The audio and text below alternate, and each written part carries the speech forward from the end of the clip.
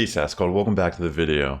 In today's video, I just wanted to cover this tweet I got tagged in on Twitter, talking about a couple move changes that they would like to see to Pokemon that would help switch up the meta or help add more Pokemon that are viable in the game currently. And I thought it was really interesting, and I kind of wanted to go over this on my YouTube just because we were briefly talking about moveset changes in the little discussion I had with Boygos. If you did not check out that video, please check it out. I'll have a link in the description. Also, thanks again if you have come over from Boygos' content and you guys have been subscribing. I really welcome you here and thank you for checking me out. I really appreciate the opportunity. But I like this list. I personally, here on my channel, I like creativity. I try to think of ways I can discuss content and put out content that are creative. And trying to alleviate some of the moveset issues in the game, personally, is something that I've been really interested in recently. I felt like this would be a great beginning on how to dive into this type of subject matter here on the channel.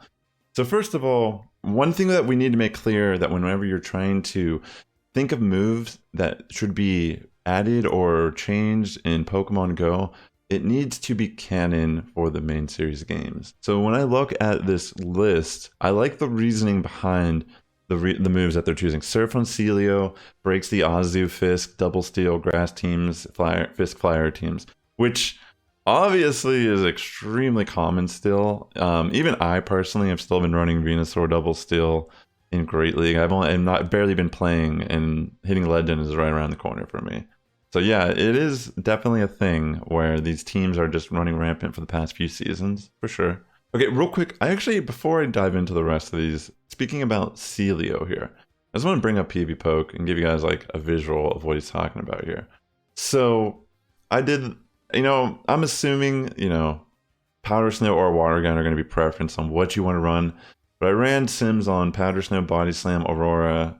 I ran sims on Powder Snow / Water Gun with Body Slam and Aurora Beam, and then I ran Powder Snow and Water Gun with Body Slam and Surf. Alright, I actually quickly added a variant that has Surf and Aurora Beam as well to see if there's any difference of not running Body Slam as a spam move. And, okay, briefly looking at this, I do think Surf could make Sealeo pack a little bit more of a punch. The Sealeo move change is one that's extremely nuanced, but a positive one. I mean, in the example, we're seeing it breaks the Azu, Fisk, Double Steel core, and the Grass. Well, the reasoning why the Surf move is so viable is not because of the Azu situation. Like, regular Sealeo can essentially deal with Azu as long as it's not running Play Rough. And, it's very energy dependent or whatever. But it's the actual team comps. Having that water move coverage is really big when there's Double Steel in the back line. And that's the whole thing about this move change, is it seems so nuanced if you're just going to go into PvPoke and look and be like, well, there isn't really much difference with Azu and the 2 shield. And yeah, we can compare the 1 shield and the 0 shield too. It's really not huge. But one thing I thought was kind of interesting as we kind of scroll further down the list here is the matches it ends up winning that it normally does not win. One being Frostlass, which I actually have seen a decent amount of Frostlass leads this season. And even Greedent has a chance to be dealt with if you're running Water Gun, Body Slam, Surf, or something of that variant. Haunter is one that actually starts to become more dealt with because obviously the Body Slam's not doing any damage really to Haunter. Hypno, the Powder Snow, Aurora Beam Surf variant, gets beaten by Sealeo and the 2 shield. Let's scroll down here a little bit further. I don't want to get too crazy in this, but my point is there are a couple matches that do matter. Like Alone Marowak actually is a Pokemon that before couldn't really be hit by Sealeo because of the normal and ice move, but with Surf, it becomes more threatened by its presence. Scrolling down even a little bit further, we do see Mew. It's kind of a close matchup here, but depending on IVs and if there's any lag or not, that could essentially mean if you're facing the standard Mew lead, you could probably just barely pull off the win of the lead. Ninetales alone is another variant that you know, you don't really think about that much, but Sealeo could be a nice wall for this Pokemon. Not like if it has Surf access. Body Slam's not horrible with it or anything, but I just think having that stab move really just adds that little extra punch here. And yeah, we're going down a little bit, but the other thing I really just wanted to point out is Skarmory.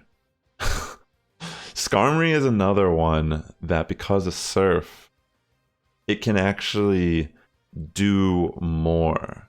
So everyone knows how common Skarmory is. So I just think it's kind of interesting, and obviously adding Surf on Sealeo is not going to break the game or anything. And this is not even counting. Understand, I did not do a Shadow Sealeo in these calcs, so we can only assume that there's good that's lying over there as well. Oh, one more thing I wanted to say is look at Whiscash too. I mean, generally it's kind of like an even match against a Sealeo and a Whiscash. But when you give it Surf, it just helps give Sealeo that nice needed advantage that it really needs to pull ahead. All right, so I just wanted to kind of point out that like giving Surf to Sealeo is a great example of a buff overnight that could, in fact, it's not about changing the whole meta as much as adjusting and adding more options on how to use. Because obviously there's going to be good and bad movesets. There's going to be good and bad Pokemon. There can't be good Pokemon without the bad Pokemon. That's just how it is. But I really like this example because it does a great job of representing a move that does exist in canon to the main series games, and also alleviates some problems of staleness that are frequent in the Pokemon Go PvP lifecycle. All right, now that I've like kind of... We could probably do a deeper dive on this exact subject, but I just kind of wanted to discuss that it's about being able to use Surf on Stunfisk, use Surf on Bastiodon, use Surf on these fire types, use Surf on these ghost types, and even Skarmory, which is interesting enough, the water move will benefit it more than the ice move in that scenario. All right, I just want to move down the list here. That's the main one I'm going to like deep dive on, because there's two of these that actually aren't canon. So Shadow Punch Typhlosion, I love that you're trying to bring your boy back and give him some love. I mean, Incinerate was a great addition to its move pool, but one thing we have to point out is Typhlosion can't actually learn Shadow Punch. And I tried to look at ways that maybe Typhlosion could still do something in the same scenario. Pretty much like if we were able to give it some type of dark move, it could potentially be a similar scenario. But honestly, I see a couple dark moves that could potentially be used, but they're not currently in Pokemon Go. So yeah, Shadow Claw is, I think, the only ghost move Typhlosion learns normally. And Throat Chop and Fling, I mean, that's a Z move, are like the only dark moves aside Curse, but Curse doesn't actually have a move also currently. So okay, we could still kind of create, okay, so you want to use Typhlosion to help break Jellicent and break the like Steel Cores or whatever, right? Already we have the fire typing to deal with the steel types. So I think probably the best bet would be if Niantic eventually adds Throat Cut to the game, or Fling, however they would make that move implemented. If you don't know what Fling is, it's a move in the main series game that is, its damage is based on whatever the item your Pokemon is currently holding. So there's a different effect and damage that it does depending on the item. So they could technically bring in Fling. I just feel like it's a little gimmicky to just bring in a move like that unless there's like a unique way they bring it in. Throat Chop, I think they could bring it in, and that could actually be something that helps Typhlosion in those scenarios. Fire Punch Conkeldurr, that's actually a great example too, because most fighting Pokemon can learn the elemental punches. Conkeldurr is one that absolutely does get access to these elemental moves. So yeah, absolutely, I think that's a great example. I don't really play Master League much these days, but I think it is important to look at something like Conkeldurr, who already has a lot of natural bulk, He's a pretty good fighter, just like his moveset is not as great. You know, a lot of charge moves that hit hard, not a lot of bait moves. And the last example we have here, Weatherball Quagsire. So this is one that, again, all the moves in Pokemon Go are based on pre-existing moves in the other games. So Weatherball, while it is kind of functionally different in Pokemon Go, and they use it more to give coverage to some of these Pokemon, like with Roserade, they gave it Weatherball Fire, when Weatherball is typically affected by the current weather that your Pokemon is playing in. So when we look down this list, there are a lot of Pokemon that do get access to Weatherball, but unfortunately, one of them is not Quagsire. But kind of interesting, in the same realm as Quagsire, we do have Wishcash, and we also have Gastrodon, and we have Seismitoad. These are all water ground type Pokemon that do actually get access to Weatherball. So I'm not going to do a deep dive on that right now, but I'm just saying a lot of these Pokemon right here that are currently being shown are all Pokemon that learn Weatherball in the core series game and could potentially have access to Weatherball. So yeah, it's kind of interesting. I just wanted to point out though, I'm not, in no way me doing this coverage am I trying to correct Yasur here. I love that Yasur is sitting here being creative.